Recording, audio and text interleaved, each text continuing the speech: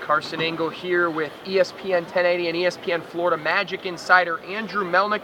It's a final tonight from Amway Center. Los Angeles Clippers 107, Magic 102 in overtime. A game that the Magic got up big early. They shot 70%, almost 70% from the field in the first quarter, but then it was really a Clippers ball game after that. Yeah, they got a 30-15 lead. Then the Clippers ended the first quarter, a 6-0 run, cut it to 9, had it down to 5 at halftime. All of a sudden, had a 9-point lead in the fourth quarter. Magic did do a good job battling back, hit a couple threes, got a big 3-point play from Jason Richardson.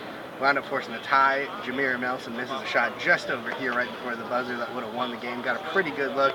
And then in overtime, Jason Richardson gets a great look to tie.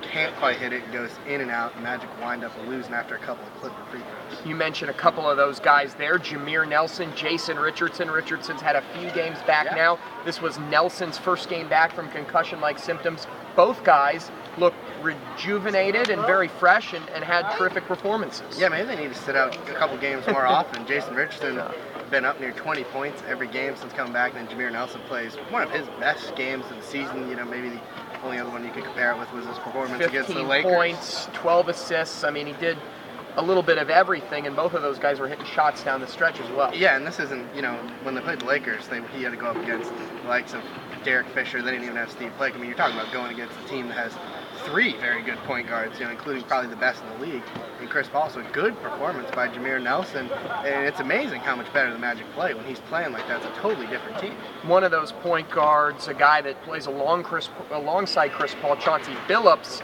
seems like he might have gotten significantly hurt. He was carried off the floor by a couple of teammates. He was hitting big shots down the stretch.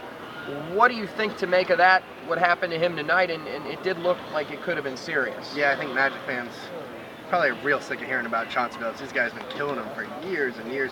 But yeah, he goes down. It's a big loss, obviously, if he's out for the season, which early indications are maybe a ruptured Achilles, maybe a torn Achilles.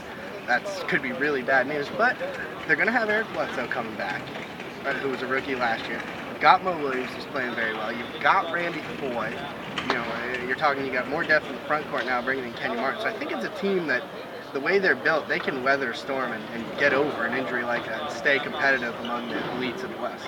Things don't get any easier here at the Amway Center because Wednesday, the Miami Heat come to town in what should be a tremendous test and maybe even more of a tough test than this game here was tonight. Yeah, these are two teams that put on a lot of good games last year. I think outside of that first game, the Magic were playing them on a back-to-back. Last year they got blown out. Besides that, it was the same story. It was Heat get off to a huge lead. Magic come back. They wound up winning 2 of those games. Lost to 1 on a missed 3-pointer at the end of the game last year here in Orlando.